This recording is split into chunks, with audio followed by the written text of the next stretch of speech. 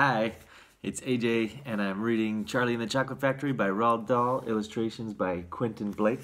This is chapter 13, The Big Day Arrives. The sun was shining brightly on the morning of the big day, but the ground was still white with snow and the air was very cold. Outside the gates of Wonka's factory, enormous crowds of people had gathered to watch the 5 lucky ticket holders going in. The excitement was tremendous. It was just before 10 o'clock. The crowds were pushing and shouting, and policemen with arms linked were trying to hold them back from the gates. Right beside the gates, in a small group that was carefully shielded from the crowds by the police, stood the 5 famous children, together with the grown-ups who had come with them. The tall, bony figure of Grandpa Joe could be seen standing quietly among them, and beside him, holding tightly onto his hand, was little Charlie Bucket himself. All the children, except Charlie, had both their mothers and fathers with them, and it was a good thing that they had, otherwise the whole party might have got out of hand. They were so eager to get going that their parents were having to hold them back by force to prevent them from climbing over the gates. "Be patient," cried the fathers. "Be still, it's not time yet, it's not 10 o'clock. Behind him, Charlie Bucket could hear the shouts of the people in the crowd as they pushed and fought to get a glimpse of the famous children. "There's Violet Beauregard," he heard someone shouting. "That's her all right. I can remember her face from the newspapers." "And you know what?" somebody else shouted back. "She's still chewing that dreadful old piece of gum that she's had for 3 months. You look at her jaws. They're still working on it." "Who's the big fat boy?" "That's Augustus Gloop." "So it is. Enormous, isn't he?" "Fantastic." "Who's the kid with a picture of the Lone Ranger stenciled on his wind cheater?" There they are. This is the picture of them. Who's that in the back there? Little Charlie Bucket, Grandpa Joe, tall bony figure. There she is, chewing on her gum, Violet Beauregard and her parents. There's Augustus Gloop and his parents, Mom and Dad. There's Mike TV and his parents. See, he's got pistols hanging all over him, slung over his shoulder there. And there's Veruca Salt, the rich girl with her parents. So someone asked, "Who's the kid with a picture of the Lone Ranger stenciled on his wind cheater?" "That's Mike TV. He's the television fiend. He must be crazy. Look at all those toy pistols he's got hanging all over him." "The one I want to see is Veruca Salt," shouted another voice in the crowd. "She's the girl whose father bought up 500,000 chocolate bars and then made the workers in his peanut factory unwrap every one of them until they found a golden ticket. He gives her anything she wants, absolutely anything. She only has to start screaming for it and she gets it. Dreadful, isn't it? Shocking, I call it." Which do you think is her?" "That one, over there on the left, the little girl in the silver mink coat." "Which one is Charlie Bucket?" "Charlie Bucket? He must be that skinny little shrimp standing beside the old fellow who looks like a skeleton. Very close to us, just there. See him?" Why hasn't he got a coat on in this cold weather?" "Don't ask me. Maybe he can't afford to buy one." "Goodness me, he must be freezing." Charlie, standing only a few paces away from the speaker, gave Grandpa Joe's hand a squeeze, and the old man looked down at Charlie and smiled. Somewhere in the distance, a church clock began striking 10. Very slowly, with a loud creaking of rusty hinges, the great iron gates of the factory began to swing open. The crowd became suddenly silent. The children stopped jumping about. All eyes were fixed upon the gates. "There he is!" somebody shouted. "That's him!" And so it was.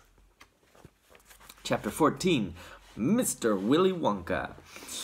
Mr. Wonka was standing all alone just inside the open gates of the factory, and what an extraordinary little man he was. He had a black top hat on his head. He wore a tail coat made of beautiful plum-colored velvet. His trousers were a bottle green, his gloves were pearly gray, and in one hand he carried a fine gold-topped walking cane. Covering his chin there was a small, neat pointed black beard, a goatee, and his eyes were most marvelously bright. They seemed to be sparkling and twinkling at you all the time. The whole face, in fact, was alight with fun and laughter. And oh, how clever he looked, how quick and sharp and full of life. He kept making quick, jerky little movements with his head, cocking it this way and that, and taking everything in with those bright, twinkling eyes. He was like a squirrel in the quickness of his movements, like a quick, clever old squirrel from the park. Suddenly, he did a funny little skipping dance in the snow, and he spread his arms wide, and he smiled at the 5 children who were clustered near the gates, and he called out, "Welcome, my little friends! Welcome to the factory!" His voice was high and fluty. "Will you come forward one at a time, please?" he called out. "And bring your parents. Then show me your golden ticket, and give me your name. Who's first?" The big fat boy stepped up. "I'm Augustus Gloop," he said. "Augustus!" cried Mr. Wonka, seizing his hand and pumping it up and down with terrific force. "My dear boy, how good to see you! Delighted, charmed, overjoyed to have you with us. And these are your parents? How nice! Come in, that's right, step through the gates." Mr. Wonka was clearly just as excited as everybody else. "My name," said the next child to go forward, "is Veruca Salt."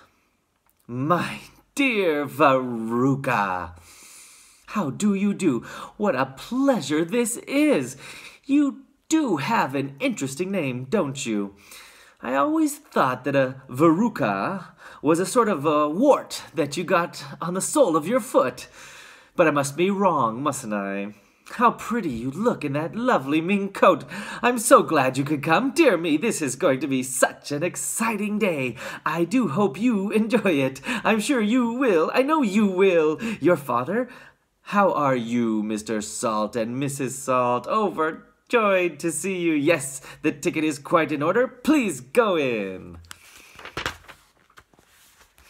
The next 2 children, Violet Beauregard and Mike TV, came forward to have their tickets examined and then to have their arms practically pumped off their shoulders by the energetic Mr. Wonka. And last of all, a small, nervous voice whispered, "Charlie Bucket." "Charlie!" cried Mr. Wonka. "Well, well, well. So there you are. You're the one who found your ticket only yesterday, aren't you?" Yes, I read all about it in this morning's papers. Just in time, my dear boy. I'm so glad. So happy for you. And this, your grandfather. Delighted to meet you, sir. Overjoyed. Enraptured. Enchanted. All right, excellent. Is everybody in now? 5 children? Yes, good. Now, will you please follow me? Our tour is about to begin. But do keep together, please. Don't wander off by yourselves. I shouldn't like to lose any of you at this stage of the proceedings. Oh, dear me, no. Charlie glanced back over his shoulder and saw the great iron entrance gates slowly closing behind him. The crowds on the outside were still pushing and shouting. Charlie took a last look at them. Then, as the gates closed with a clang, all sight of the outside world disappeared. "Here we are," cried Mr. Wonka, trotting along in front of the group. "Through this big red door, please. That's right. It's nice and warm inside. I have to keep it warm inside the factory because of the workers. My workers are used to an extremely hot climate. They can't stand the cold. They'd perish if they went outdoors in this weather. They'd freeze to death." "But who are these workers?" asked Augustus Gloop. "All in good time, my dear boy," said Mr. Wonka, smiling at Augustus. "Be patient. You shall see everything as we go along.